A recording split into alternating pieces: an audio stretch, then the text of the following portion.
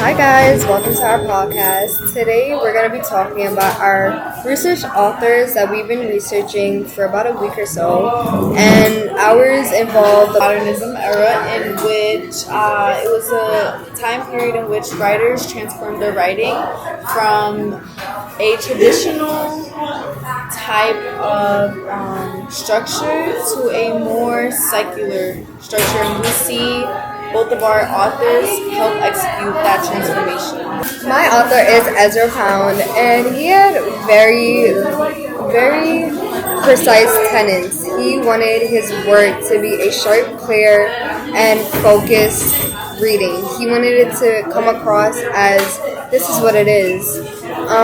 Ezra was born on October 30th, 1885 in Idaho, and later moved into Philadelphia with his family.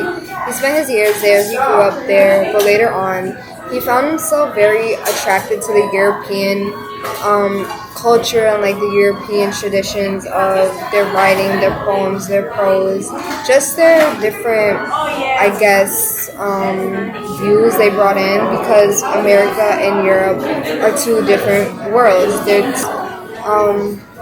Ezra planned only a couple month trip out to Europe to do some studying and ended up spending around about 12 years out there. And Ezra was known for structuring many different poets' works, just like T.S. Eliot, which is Hannah's author. He was known for structuring not many of his works, but just giving him tips and little hints on what to do with his works. So he ended up spending those couple of years in London doing his work, and one of the works that really stood out to me about Ezra was Coda.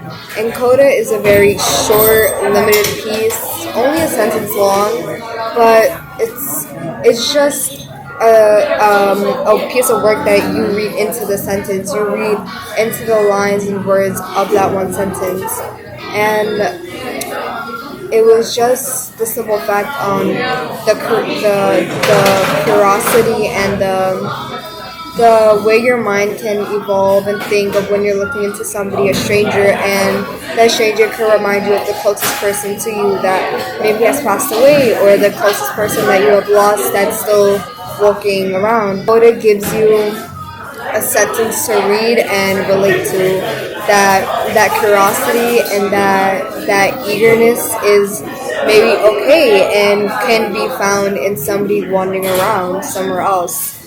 Ezra, he is a very influential writer with such precise views and precise works that even Eliot portrayed as an author himself. Well, my author, his name is T.S. Eliot. He was actually born in the United States and had traveled to Europe and ended up staying in London.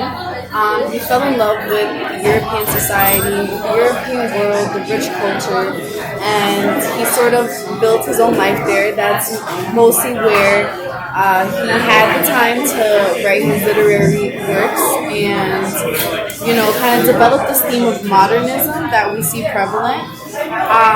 His poetry explored themes of despair and destruction in European society, and he ultimately believed that the world was a spiritually empty world that had lost their spirituality into secular ideas. His four tenets consist of experimental writing techniques that broke traditional rules that we see in other eras, such as realism and just other traditional eras of writing. He captured new ways to view the world, and he also focused on individuals.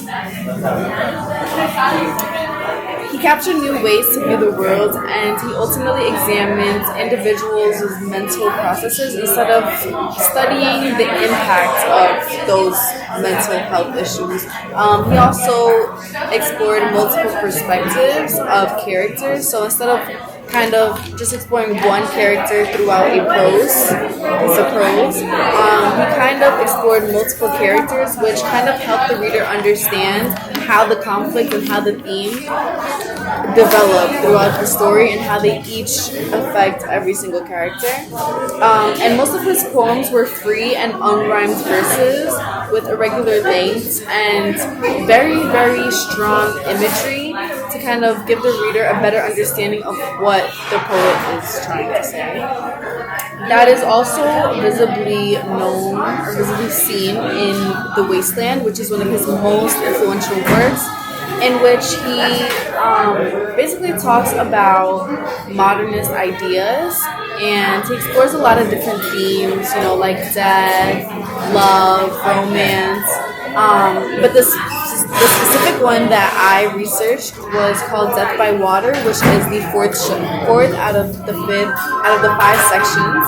And in that section, he explores a theme of people devoting their lives and ultimately devoting themselves to secular ideas and just becoming very money hungry. And we kind of see him develop a character. His name is Phoebus the Phoenician, and he's a very secular man that ultimately drowns in a whirlpool of death, hence death by water. And we just see how he kind of believes that spirituality is very important and is very crucial, but we're kind of going into this transition into a more secular world, which is, I just think it's very, very important because, you see modern day society, and we are a very secular society, so this modernism era, in my opinion, is very important to today's society and today's writings and today's movements, such as gay rights, LGBTQ rights, civil rights movements, and all of these kind of secular ideas that are becoming more prominent throughout history. So, Emma, in your opinion, how did Ezra influence the modernism era? I feel like Ezra influenced the modernism era in many different ways. One way, he loved the fine art. He loved giving a precise and on-point view.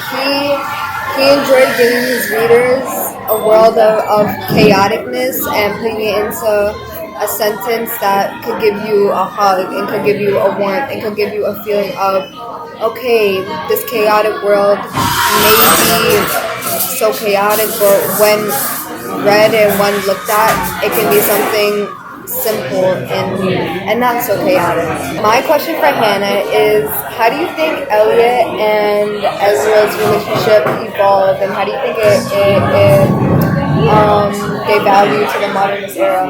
Well, I think Ezra and Elliot, they were ultimately best friends. They were these two individuals that were born in America, but as they grow up, you kind of see them not identify with that American identity. They more so identify with a European identity, a European citizenship. Like I remember Ezra was born here, and he had originally planned to go to London for 3 months. Right? Yeah, a couple months. And he ultimately stayed there for 12 years, which to me is fascinating. Like, you really have to fall in love with the place to and the traditions, stay there. The cultures. Right. And he died in Venice, right?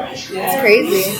So, Elliot over here is the same. He was born in America and ended up, moving to England and finding his wife and just, building up this whole new life for himself in a completely different continent. And so I think they both kind of shared that that little similarity that really contributed to their writing. And honestly, I think their friendship was very, very important to both of their works, because they would both edit each other's works and kind of critique and give constructive criticism for how they could make their writing much better, which contributed to the modernism era, and is the reason why we have all these great pieces of work, all these these